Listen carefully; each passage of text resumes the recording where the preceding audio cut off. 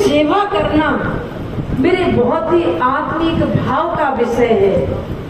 सेवा जबरदस्ती नहीं होती है, सेवा किसी के कहने से नहीं होती है, या सेवा किसी को देखने से नहीं होती है। सेवा का भाव मेरे अंदर से उत्पन्न होना चाहिए।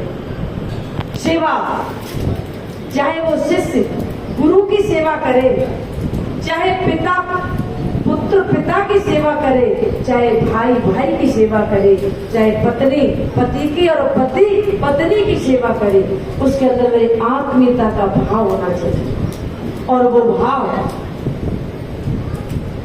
आज सुबह ही हम संतों से चर्चा चल रही थी, साहिब जी भी थे, तो यही बात आई कि हम संत जन जब भी किसी से मिलते हैं तो ना तो उसका रूप देखते हैं, ना उसका धन देखते हैं, ना उसका पद देखते हैं, ना उसको किसी भी प्रकार की भौतिक सुविधाओं को देखते हैं। हम संत जन उस एक्सरे की मशीन की तरह होते हैं, उस सीटी स्कैन की मशीन की तरह होते हैं, उसके अंदर के हृदय के भाव को देखते हैं। और जो भी जुड़ाव होता है, मिलन होता है, दर्शन होते हैं, चर्चा होती है, वो सिर्फ आंतरिक भाव से, हृदय के भाव से होती है, बाहरी नहीं। जबकि सांसारिक लोग हृदय के भाव से कोसों दूर होते हैं और बाहरी आवरणों की तरफ से वो उससे प्रेम या मोह करते हैं, इसीलिए वो दुखी रहते हैं। जहां आपका किसी व्यक्ति से कारण जुड़ जाता है कि धनवान है, तब वो मेरा दोस्त है, वो मेरा व्यवहारी है, वो मेरा प्रिय है। निर्धन हो गया तो अब आप उससे बच के निकल रहे हैं। फोन भी आ गया तो चेहरे की रंगत बदल जाती है कि कहाँ इसका फोन आ गया, अब तो ये गरीब हो गया, जरूर पैसे मांगेगा।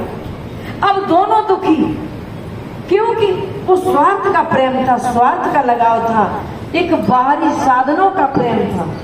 तो जो संतों का प्रेम होता है वो आंतरिक हृदय का प्रेम होता है, उस आत्मा का प्रेम होता है, और संसारी लोगों का बाहरी प्रेम। इसीलिए वो मोह में पड़ते हैं, इसीलिए दुखी होते हैं, और फिर उस दुख का उपाय संतों से पूछते हैं।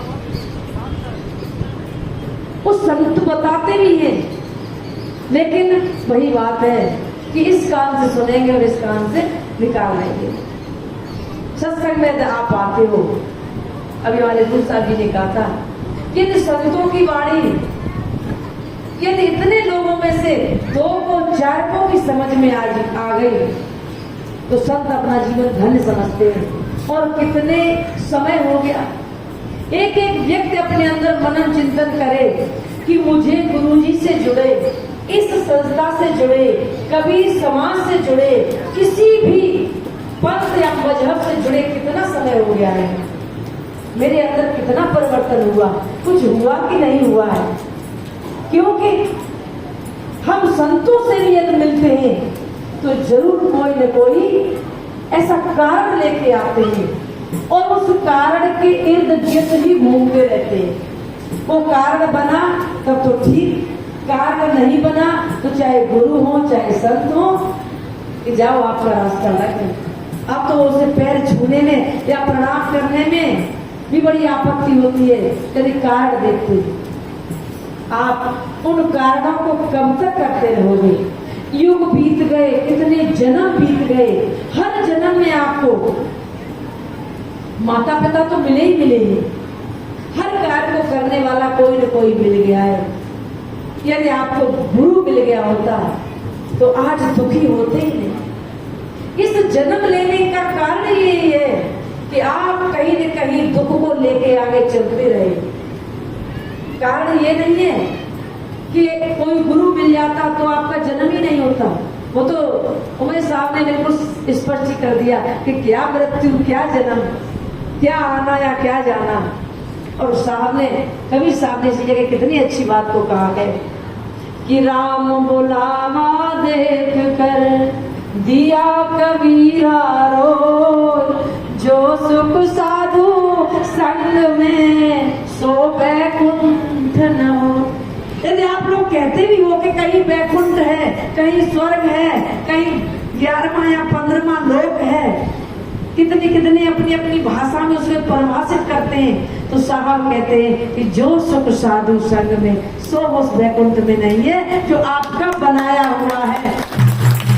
कि कहीं स्वर्ग है, कहीं मोक्ष है, आसमान में है, कहीं शिव लोक है, कहीं विष्णु लोक या कुछ है, तो साहब कहते हैं वो उस वैकुंठ में वो सुख नहीं है जो सुख साधु संग में, जो सत्संग में है, संतों की मधुर वाणी में है और अपने सद विचारों में है, सकारात्मक सोच में जो सुख है।